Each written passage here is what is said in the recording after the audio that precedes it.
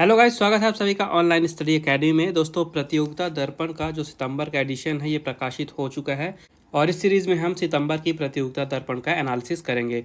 तो सीरीज़ का ये पहला पार्ट होगा, फर्स्ट वीडियो है, जिसमें हम नवीनतम सामान्य ज्ञान देखेंगे क्या कुछ इंपॉर्टेंट नियुक्तियाँ हुई हैं, कौन से अवार्ड दिए गए हैं, इंपॉर्टेंट डेज कौन से मनाए गए हैं, कौन सी इंपॉर्टेंट बुक्स रही हैं। इसके अलावा स्पोर्ट्स न्यूज़ भी देखेंगे और इसी अंक में हम टोक्यो ओलंपिक के बारे में भी एनालिसिस करेंगे। तो मेक श्योर वीडियो में लास्ट तक बने रहिएगा। आइए जल्दी से शुरू करते हैं।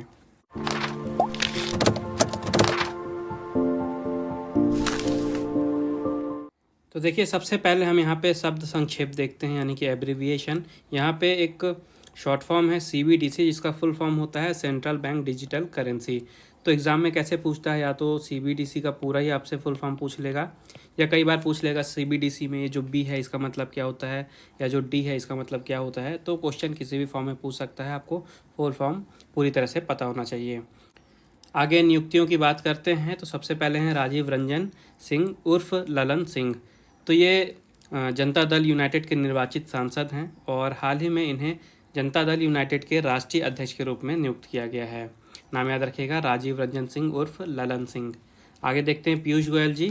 तो पीयूष गोयल जी अब राज्यसभा में सदन के नेता चुने गए हैं। केंद्रीय मंत्री श्री पीयूष गोयल जी को अब राज्यसभा में सदन का नेता जुलाई 2021 में नियुक्त किया गया है। इस पद पर पहले थावरचंद गहलोत जी थे, जो कि अब कर्नाटक के राज्यपाल बन गए हैं, और इनकी जगह आ गए हैं पीयूष गोयल जी।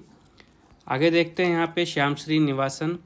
इनकी जो फेडरल बैंक के प्रबंध निदेशक सह CEO पद थी, इस पे पुनर्नियुक्ति की अप्रूवमेंट मिल गई है इनको RBI के द्वारा। तो फेडरल बैंक के प्रबंध निदेशक सह मुख्य कार्यकारी अधिकारी यानी कि CEO हैं श्याम श्रीनिवासन जी, और हाल ही में इनका जो कार्यकाल है इसको 3 सालों का और एक्सटेंशन मिल गया है। तो अब इनका जो रिटायरमेंट का टाइम है ये 23 सितंबर 2024 पे आएगा, तब तक इस पद पर ये बने रहेंगे।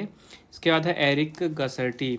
ये भारत में अमेरिका के नए राजदूत के रूप में माननीय हैं। तो लॉस एंजल्स के मेयर हैं ये एरिक गासेटी, और अमेरिकी राष्ट्रपति जो बाइडन ने भारत में नए राजदूत के रूप में जुलाई 2021 में मनोनीत किया है इन्हें।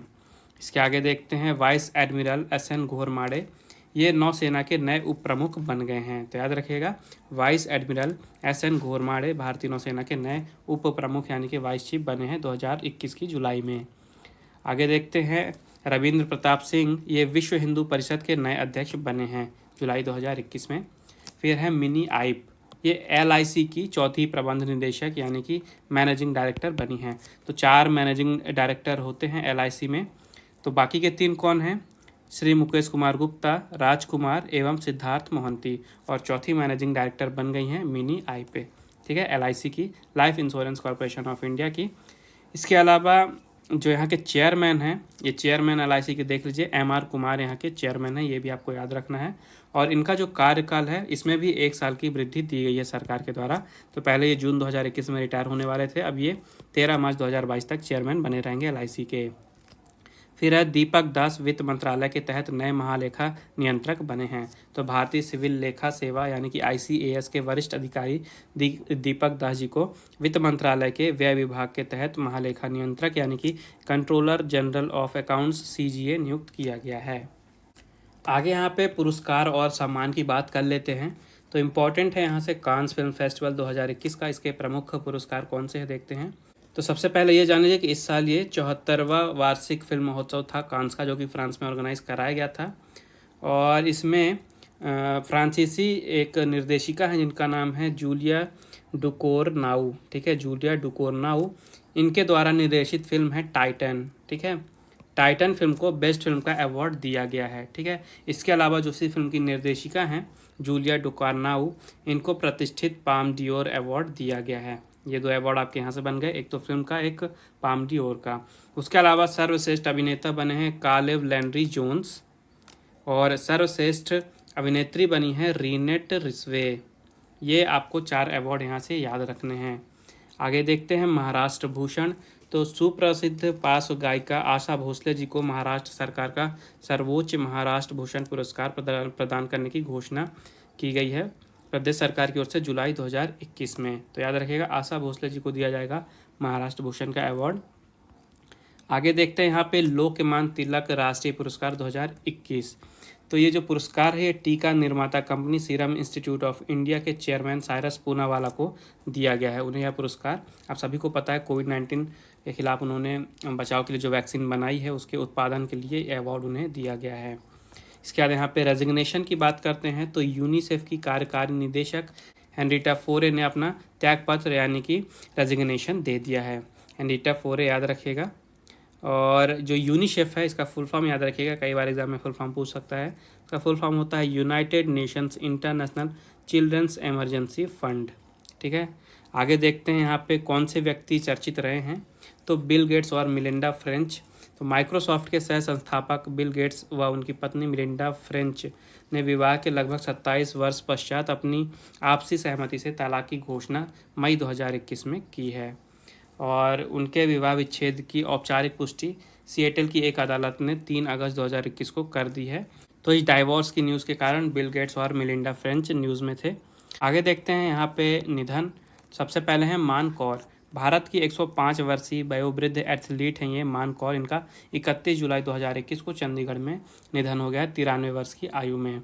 इन्होंने पहला पदक 2007 में जीता था और 2017 में 101 वर्ष की आयु में मास्टर्स एथलेटिक्स में विश्व चैंपियनशिप उन्होंने जीती थी। आगे हैं यशपाल शर्मा जी। 1970 व 1980 के दशक के भारत के जाने माने अंतर्राष्ट्रीय क्रिकेटर थे। और 13 जुलाई 2021 को नई दिल्ली में 66 वर्ष की आयु में इनका निधन हो गया। नाम याद रखिएगा, यशपाल शर्मा जी। फिर हैं वीरभद्र सिंह। ये वरिष्ठ कांग्रेसी नेता तथा हिमाचल प्रदेश के पूर्व मुख्यमंत्री थे। इनका जो निधन है ये 8 जुलाई 2021 को 87 वर्ष की आयु में हो गया। फिर हैं पद्मा सचदेव जी। तो हिंदी व डोगरी की प्रसिद्ध लेखिका एवं कवियत्री पद्मा सचदेव का 81 वर्ष की आयु में 4 अगस्त 2021 को मुंबई में निधन हो गया है। इन्हें साहित्य अकादमी पुरस्कार 1971 में, साहित्य अकादमी फेलोशिप 2019, सोवियत लैंड नेहरू पुरस्कार 1987 में, उत्तर प्रदेश हिंदी अकादमी के सौहार्द सम्मान 1989, मध्य प्रदेश शासन के कबीर सम्मान 2007-2008 व के बिरला फाउंडेशन के सर्वोच्च सरस्वती सम्मान 2015 सहित साहित्य जगत के अनेक पुरस्कारों से उन्हें सम्मानित किया जा चुका है। इसके अलावा 2001 में इन्हें पद्मश्री से भी सम्मानित किया गया था भारत सरकार की तरफ से। फिर आगे यहाँ पे देखते हैं इम्पोर्टेंट डेज। तो एडिशन तो ये सितंबर का है, लेकिन प्रतियोगिता दर्पण में आप सभी को पता है थोड़ा पीछे का ही रहता है। यहाँ पे जुलाई के इम्पोर्टेंट डेज दिए हुए हैं, तो आइए इन्हें देखते हैं। सबसे पहले 1 जुलाई को स्टेट बैंक ऑफ इंडिया का स्थापना दिवस मनाया गया। भारत में इसे SBI डे के रूप में मनाया जाता है, तो ये याद रखिएगा। अगर आप बैंकिंग की तैयारी कर रहे हैं तो काफ़ी इंपॉर्टेंट क्वेश्चन है ये आपके लिए। इसके बाद देखते हैं 1 जुलाई को ही राष्ट्रीय चिकित्सक दिवस मनाया गया, जो कि भारत में मनाया जाता है। भारत में ही 1 जुलाई को चार्टर्ड अकाउंटेंट दिवस मनाया जाता है। इसके अलावा 1 जुलाई को कनाडा का राष्ट्रीय दिवस मनाया जाता है। इसके अलावा जुलाई के पहले शनिवार को अंतर्राष्ट्रीय सहकारिता दिवस मनाया जाता है। और इस साल पहला शनिवार 3 जुलाई को पड़ा, इस कारण से इस साल 3 जुलाई को मनाया गया है अंतर्राष्ट्रीय सहकारिता दिवस। इसके बाद 4 जुलाई को संयुक्त राज्य अमेरिका का स्वतंत्रता दिवस मनाया गया। 6 जुलाई को विश्व जूनोसिस दिवस मनाया गया। 11 जुलाई को विश्व जनसंख्या दिवस मनाया गया। 14 जुलाई को फ्रांस का राष्ट्रीय दिवस, जिसे बेस्टाइल डे के नाम से बोला जाता है, बेस्टाइल डे के रूप में मनाया जाता है, ये मनाया गया 14 जुलाई को। इसके बाद 15 जुलाई को विश्व युवा कौशल दिवस मनाया गया। और 18 जुलाई को अंतर्राष्ट्रीय नेल्सन मंडेला दिवस मनाया गया। इसके बाद 19 जुलाई को बैंक राष्ट्रीयकरण दिवस मनाया गया। इस दिन भारत में वाणिज्यिक बैंकों का राष्ट्रीयकरण सर्वप्रथम 19 जुलाई 1969 को हुआ था। उस समय 14 बड़े बैंक राष्ट्रीयकृत किए गए थे। इसके बाद 20 जुलाई को चंद्रमा पर पहली बार मनुष्य के कदम पड़ने की वर्षगांठ मनाई गई, जो कि 20 जुलाई 1969 को पड़े थे, जब अमेरिका के नील आर्मस्ट्रॉन्ग व एडविन एल्ड्रिन चंद्रमा की सतह पर उतरे थे। इसके बाद 26 जुलाई को कारगिल विजय दिवस मनाया गया, जो कि 1999 के कारगिल युद्ध की विजय की 20वीं वर्षगांठ के रूप में मनाया गया इस साल 26 जुलाई को। इसके अलावा 28 जुलाई को विश्व हेपेटाइटिस दिवस मनाया गया। 29 जुलाई को अंतर्राष्ट्रीय बाघ दिवस मनाया गया। विश्व में बाघों की कुल संख्या लगभग 3,900 आकलित है। ये इंपॉर्टेंट डेटा है आपके लिए। इनमें से 70% बाघ जो हैं ये भारत में हैं। और वर्ष 2018 की बाघ गणना की रिपोर्ट में भारत में बाघों की संख्या 2,967 बताई गई है। तो ये आपको डेटा यहाँ से याद रखने हैं। इसका 30 जुलाई को विश्व मानव तस्करी निषेध दिवस यानी कि world day against trafficking in persons मनाया गया। इसके बाद यहाँ पे इंपॉर्टेंट बुक्स देख लेते हैं इस मंथ की। तो एक बुक है home in the world a memoir, इसे लिखा है अमर्त्य सेन जी ने। फिर है my life in full work family and our future, इसे लिखा इंदिरा नूई ने। इसके बाद है ब्रेकिंग थ्रू न्यू अर्थ, इसे लिखा है जतीश चंद्र मोहंती ने। फिर है टेल्स फ्रॉम माई हार्ट, इसे लिखा है रस्किन बॉन्ड ने। अगली पुस्तक है द रिमूव्ड, इसे लिखा है ब्रेंडन हॉब्सन ने। फिर है द काइडेस्ट लाइफ, ठीक है, द काइडेस्ट लाइफ, इसे लिखा है नैसी जॉनसन ने। और आखिरी पुस्तक है चाइना रूम, जिसे लिखा है संजीव सहोता ने।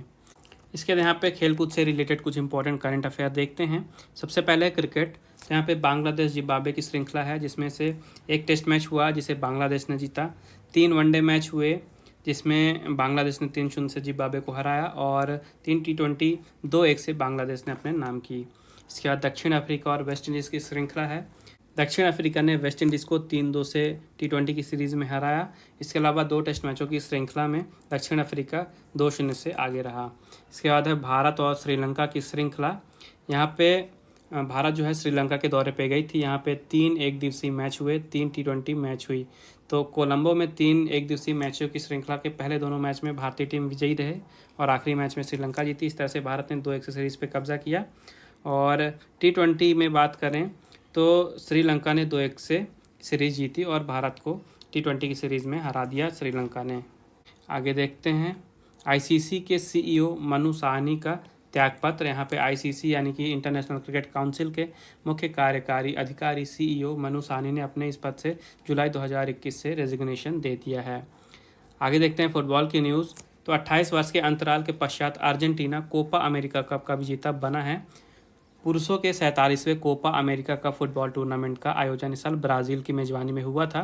13 जून से 10 जुलाई तक खेला गया और अर्जेंटीना ने इस साल का जो टूर्नामेंट है ये जीत लिया। तो याद रखिएगा अर्जेंटीना ने कोपा अमेरिका कप जीता है। और एक और इम्पॉर्टेंट फुटबॉल का टूर्नामेंट है जो कि है UEFA यूरो कप, ठीक है। तो UEFA यूरो कप 2020 का जो एडिशन है इसे इटली ने जीता है इस साल। तो यूरोपीय फुटबॉल के प्रतिष्ठित यूरो कप, जिसे UEFA यूरो कप कहा जाता है, इस साल ये 16वां संस्करण था इसका। और इसका जो आयोजन था ये यूरोप के अलग अलग शहरों में कराया गया था और इटली इस साल की विजेता बनी है, ये याद रखिएगा। तो 2 इंपॉर्टेंट फुटबॉल के टूर्नामेंट हैं, एक कोपा अमेरिका अर्जेंटीना ने जीता है, दूसरा UEFA यूरो कप इटली ने जीता है। इसके बाद टेनिस देखते हैं। यहाँ पे विंबलडन 2021 की बात करें तो पुरुष एकल खिताब जीते हैं नोवाक जोकोविक और महिला एकल की खिताब जीती हैं एशले बार्टी, ठीक है। तो 134वां विंबलडन टूर्नामेंट खेला गया इस साल। इसका जो आयोजन है ये लंदन में कराया गया था। तो नोवाक जोको ने पुरुष एकल का खिताब जीता है और एशले बार्टी ने यहाँ पे महिला एकल का खिताब जीता है। ये 2 नाम आपको याद रखने हैं। इसके अलावा यहाँ पे ये जान लीजिए कि जो नोवाक जोकोविक हैं ये सर्बिया के हैं। उसके अलावा जो महिला में जीती हैं एशले बार्टी, ये ऑस्ट्रेलिया की हैं। उसके अलावा जो पुरुष में युगल में विजेता बने हैं ये हैं निकोला मैट्रिक व मेट पेविक, दोनों क्रोएशिया से हैं। महिला में जो युगल विजेता बनी हैं ये हैं हसी सू वी जो कि चाइना ताइपे की हैं और एलिसे मेर्टी जो कि बेल्जियम की हैं। और मिश्रित युगल में जीते हैं नील स्कूप्सकी और डिजायरे क्रॉजिस की जोड़ी। इसके बाद है फार्मूला 1 की रेस। तो ऑस्ट्रेलिया ग्रैंड प्रिक्स हुई 4 जुलाई 2021 को। इसे रेड बुल रिंग में आयोजन कराया गया था और इस रेस को जीता है मैक्स वर्स्टैपेन ने, ठीक है। रेड बुल टीम के लिए रेस करते हैं मैक्स वर्स्टैपेन, तो ये आपको याद रखना है। मैक्स वर्स्टैपेन ने जीत ली है 2021 के ऑस्ट्रेलिया ग्रैंड प्रिक्स। तो अब आ जाते हैं इस अंक में, अगर स्पोर्ट्स से रिलेटेड सबसे ज़्यादा इंपॉर्टेंट कोई टॉपिक है तो ये है टोक्यो ओलंपिक का। तो टोक्यो ओलंपिक से जो भी इंपॉर्टेंट डेटा है यहाँ सब हम कवर करेंगे एक बार फिर से। आइए शुरू करते हैं इसे।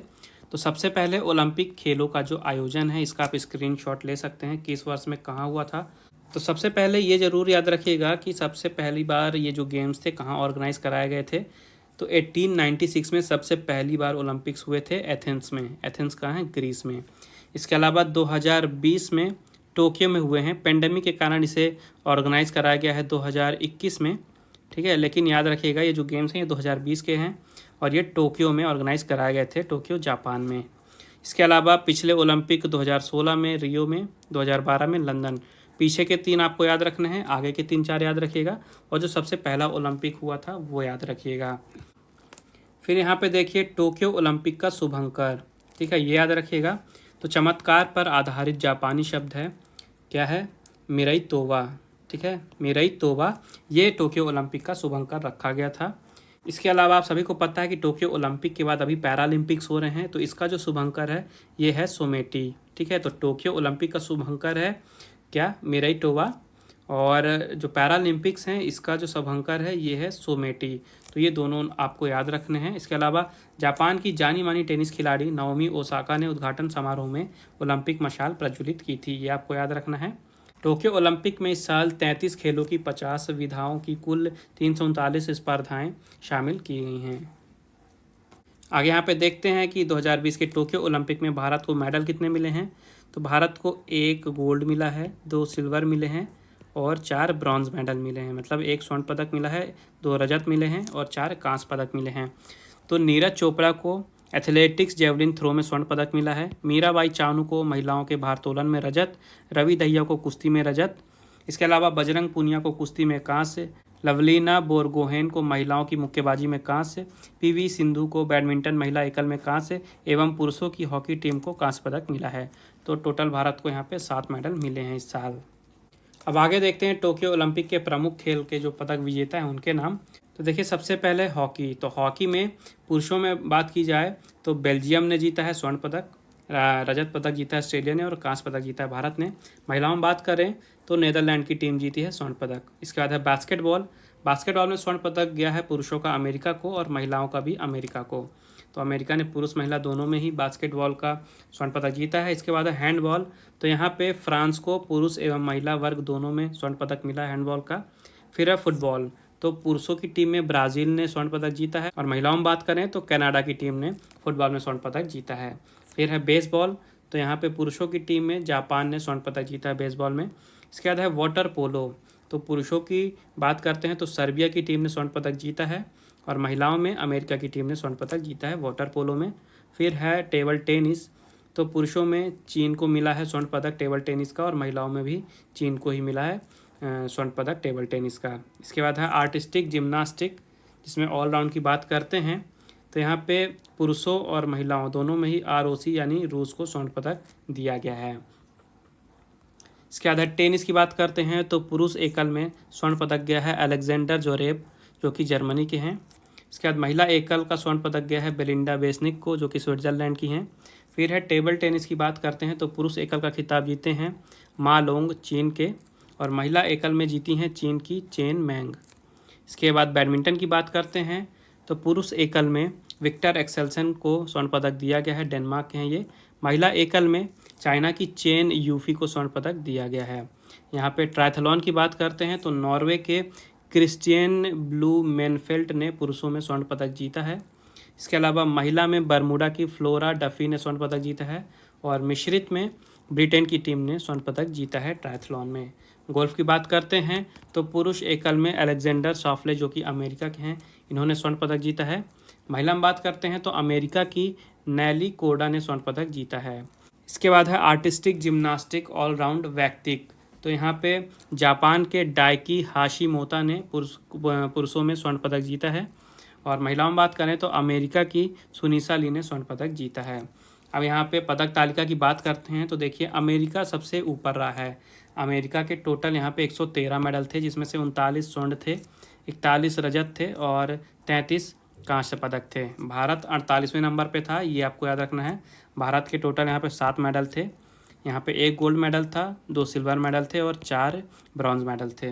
तो आज का सेशन यहीं समाप्त करते हैं। आई होप आपको यूज़फुल लगा होगा। वीडियो पसंद आई है तो वीडियो को लाइक ज़रूर करिएगा, ज़्यादा से ज़्यादा शेयर करिएगा अपने दोस्तों के साथ और चैनल को सब्सक्राइब जरूर करिएगा ताकि इसके आगे के पार्ट जैसे भी आएँ आपको तुरंत नोटिफिकेशन मिल जाए। जितने भी इंपॉर्टेंट करंट अफेयर्स थे, चाहे वो अपॉइंटमेंट हो, बुक हो, अवार्ड हो, इंपॉर्टेंट डेज हो या स्पोर्ट्स हो, सब कुछ एक ही वीडियो में कवर हो गया है। इसके अगले वाले पार्ट में हम सितंबर के इंपॉर्टेंट जो सार संग्रह दिए हुए हैं उनको कवर करेंगे। तो मेक श्योर बेल आइकन जरूर ऑन करके रखिएगा ताकि आपको तुरंत नोटिफिकेशन मिले। मिलते हैं अगले वीडियो में, तब तक के लिए take care and thank you guys.